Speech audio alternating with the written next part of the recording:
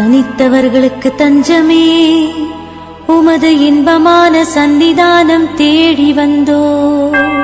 ஆறு காடு கடல்களை கடந்து ஓடி வந்தோ.